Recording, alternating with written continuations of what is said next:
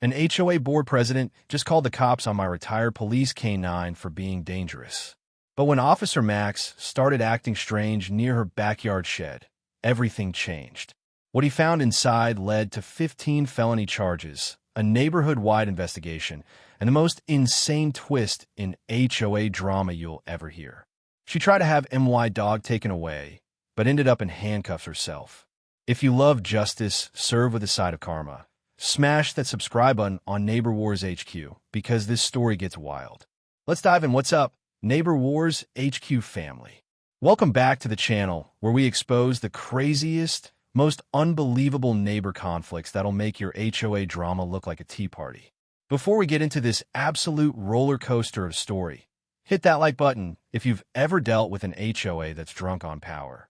And if you're new here, subscribe and ring that bell, because we post the most shocking neighbor drama every single week. Now, let me paint you a picture. My name is Marcus. I'm a 34-year-old veteran and former K-9 handler. After serving 8 years in law enforcement, I retired along with my partner, Max, a 7-year-old German Shepherd who was one of the top narcotics and tracking dogs in our department. Max isn't just a pet. He's family. He's a decorated service animal who's helped solve dozens of cases and literally saved lives. When I moved into Meadowbrook Estates 6 months ago, I thought I'd found the perfect quiet neighborhood to start my new chapter. The houses were beautiful, the streets were clean, and everyone seemed friendly enough. Linda was the HOA board president, a 52-year-old woman who treated the Homeowners Association like her personal kingdom. And let me tell you, this woman had a reputation. Within my first week, 3 different neighbors quietly warned me about her. Don't park your car in the street after 8 p.m. Don't paint your mailbox without my written consent. Don't make your trash cans visible from the street for more than 2 hours on trash days. The list went on and on. But the point is, Linda wasn't just enforcing the rules. No, she weaponized them. And she did so by walking the neighborhood with this clipboard in her hands, measuring our lawns with a ruler, taking pictures of our parked cars at the wrong angle, and issuing notices for the smallest infraction. But don't think that she didn't take pride in her home either. Her house, immaculate. A 2-story colonial with a beautifully manicured lawn and top-of-the-line landscaping and a high fence all around her backyard as well. And she took pride in being the standard of our neighborhood. But beneath that well-kept facade lived a woman who hungered for control and domination over all the people who lived around her. As for Max and me, we were careful to mind our business. And I made sure that my lawn is always perfect and that I followed all these rules written in that huge book our HOA gave me. And Max behaved as well, leashed and well-mannered, as we went out for our daily exercise. Max is trained, people. He doesn't bark unnecessarily, and he doesn't bother the neighbors' dogs either. And he doesn't go after those pesky squirrels either. And most important, he doesn't bother anybody. And he's even more well-behaved than most people. But that didn't impress Linda one bit. So we began small. One evening, I walked Max out for exercise as I always did. And then Linda came out as well, clipboard in hand, as always too. "Excuse me," she said, "but I need to see these papers proving that your dog has all the necessary shots and that you register your dog at the county too." I behave well too. "Of course, no problem. I can email these papers tonight. But I also need you to send me papers proving that you have insurance for your German Shepherd, since they are known as an aggressive breed." I halted in my tracks. Known as an aggressive breed? Max is retired K-9 police dog, and he is trained and well-mannered too, as you yourself know. And she just smiled at me. "That's very commendable, yes.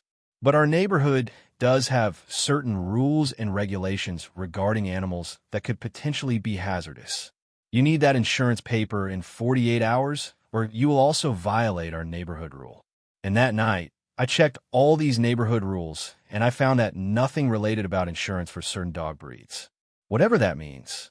I emailed Linda the records of the shots, as well as this courtesy note. "Dear Linda, your requirement to keep Max on a leash doesn't appear in the bylaws. Big mistake. For the next 3 weeks, Linda made my life misery. I got a citation because Max's outdoor water bowl was visible from the street and constituted unsightly lawn clutter. I got another citation because I was walking Max past her house at 7:45 p.m. and dogs weren't supposed to be out past 7:30 p.m. apparently. This was a law Linda had made up on the spot. Linda started spying on me, taking pictures of Max in my yard, tracking the times I went for our walks, measuring the size of my leash. Other neighbors started reporting back to me about Linda's queries about Max. Is that dog aggressive? Have you ever seen the dog act in a threatening manner? Does it bark constantly? She was preparing my case against my dog. Then there was the incident that turned everything around. This was on a Saturday morning, around 9 a.m. I was in my front yard, tending to my gardening, while Max was lying peacefully in the sun, watching the birds. And he wasn't even on my property line. He was full 15 feet away from the sidewalk. Linda was power walking past my house, exercising in her exercise togs, when she crossed over to the other side of the street, producing her phone in the process. I thought nothing of this until about 20 minutes later when I saw a police car pull up to my house. 2 officers emerged and my heart sank. I knew most of my local police from my own police days, but these officers came from a different district altogether. "Sir, there's a complaint of an aggressive dog at this address," said one of the officers. "Well, aggressive? That dog is just lying there." The officer looked at Max, still peacefully resting in the sun, and I could see the silent questioning in his eyes. The caller stated the dog did charge towards the woman, did show aggressive behavior, and that the woman felt threatened for safety reasons. She wants the dog to be assessed by animal control. I felt my blood pressure go through the roof. "Officer, that's simply not true," I said sternly to the officers as they approached me with their lights flashing in the distance. "Max has not moved back there in the last 30 minutes. Max here's a retired police K9 dog, and so am I, a former police K9 dog handler." The police officers could see that the complaint by the woman, named Linda, was a total sham. Max, sensing no need to be present to protect me, stood there quietly as one of the officers petted him. "Look," the officer whispered quietly to me, "we understand that it's a well-trained dog, but we have to file a complaint since there was a complaint filed against the dog in question. I'd say you'd better document every bit of this with cameras, witness statements, anything you can get on tape." The other police officer continued to me as they left without further ado to file their complaint with the local district attorney's office. The caller sounded determined. The police are long gone, and I am fuming. What Linda did was to turn the local police against my dog with a series of absolute lies. The first order of business that day was to set up security cameras around all of my property to protect my dog, Max, in the event the local authorities couldn't see the truth through bogus claims of aggression by the likes of a woman named Linda in our little rural community. The police might not be able to see anything of the truth that day, but with security cameras around my property, that would not be the case in the future. But we can see where all of this is headed later in the story as we continue with the present real-time chronology as it happens. Now we'll see an absolutely wild turn of events in the story that takes us in ways we would never have imagined a day ago, or even a minute ago. It happens that only 2 days after the police incident, when Max and I are walking around our route in the evening, as we regularly did, we pass by the house of the notorious bent on being mean to Max Linda. And guess what happens? Max suddenly stopped in his tracks, tensely perked up ears and nose and all the rest, as he stood motionless in the same alert stance which he used to point to narcotics during our police work. And then we see that Max takes a turn towards the backyard of Linda's house, specifically towards the spot in Linda's backyard that had a huge storage shed that was partially hidden behind a series of trees there, since it's in the backyard of a house in a middle of nowhere rural setting hidden behind a series of trees, as one can't be expected to see everything of what's behind every single house in the rural backwoods. And the reason it's so significant? We're talking about a dog that was fully retired from police work from narcotic sniffing. That is, and we're 6 months into it. The 6 months would turn out to be critical to the why would Max alert on Linda's property. His specialty was narcotics and tracking, not indiscriminate. He was one of the better-nipped K9s at our department, boasting a 94% success rate. The next day, same drill. The next day after that. Every time we walked by Linda's residence, Max alerted on that corner of her shed. Here, I have to be up front. I was under no compulsion to investigate Linda. I had no intention of causing her a problem. However, Max was consistent and accurate, and I couldn't dismiss it simply because it was what he was trained to do and it was what he did. I found myself considering Linda's nature, her controlling ways, her fixation on freedom, her perfect home, her desperate quest to shift all her subjects' transgressions. Was she concealing something? I did some digging. I researched property taxes, HOA finances, which are public community meeting minutes. And then anomalies started to pop out. Linda had been the president of the HOA for 4 years.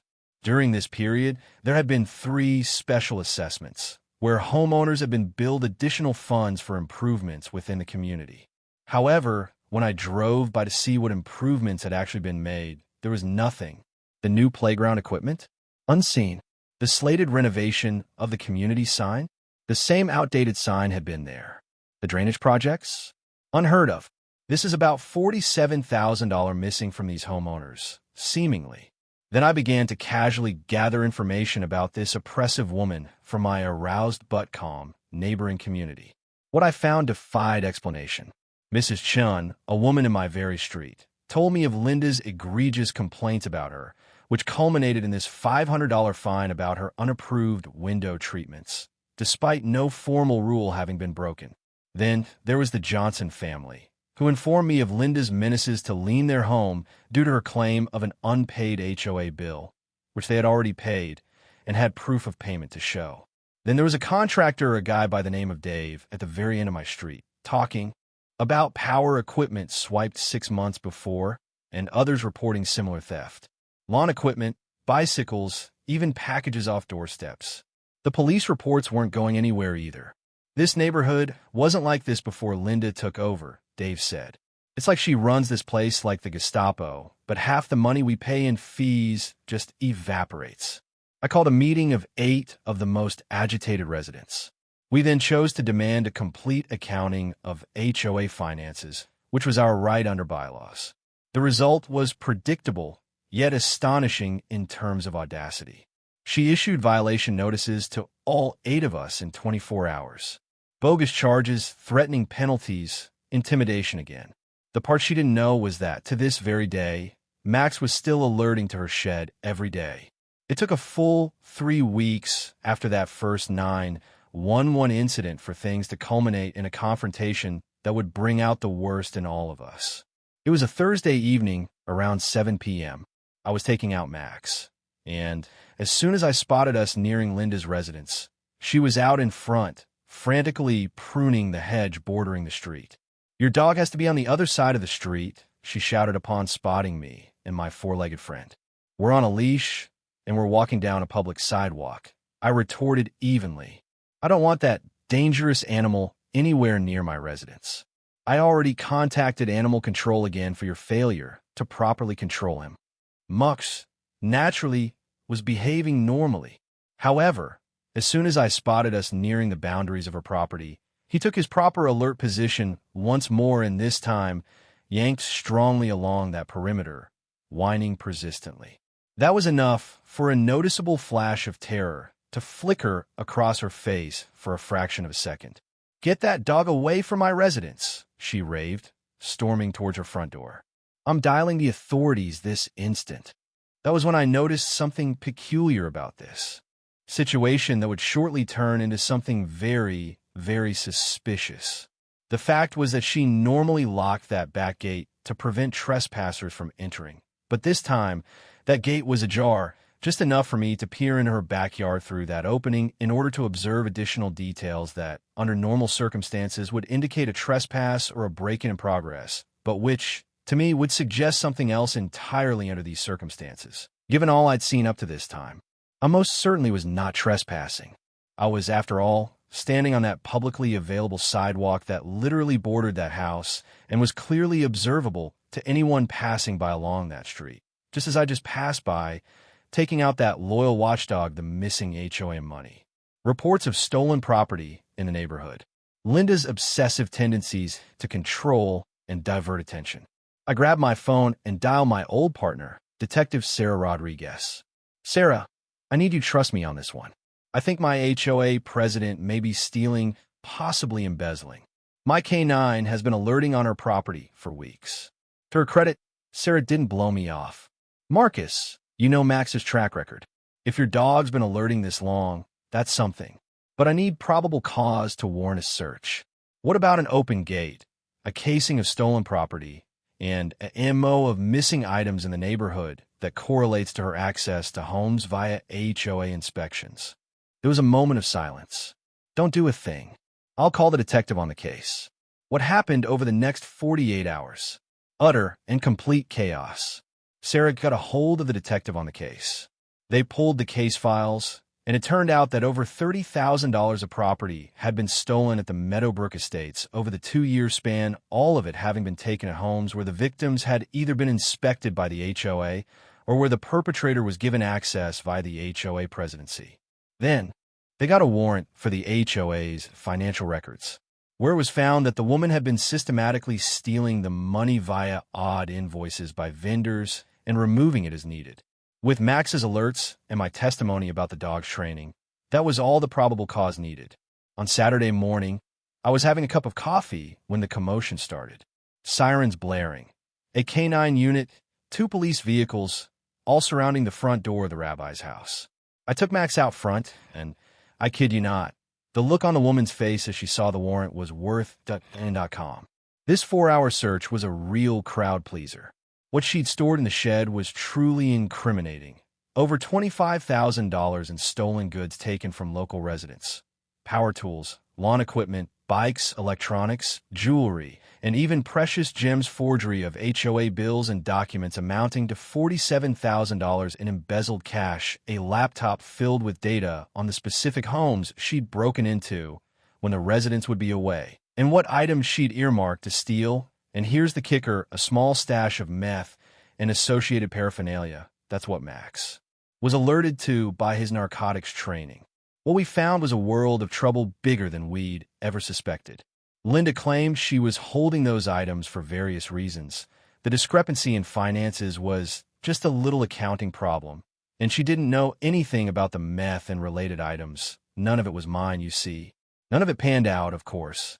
And she was taken into custody on spot and charged with 12 counts of burglary, 8 counts of grand theft, multiples of embezzlement, possession of controlled substances, filing a false police report regarding the false accusations lodged against Max. The total came to 15 felony charges. Oh, the neighborhood fought back.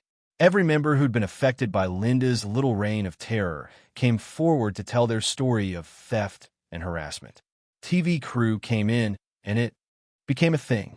The HOA immediately convened a special meeting and ousted Linda completely and immediately installed a new governing board.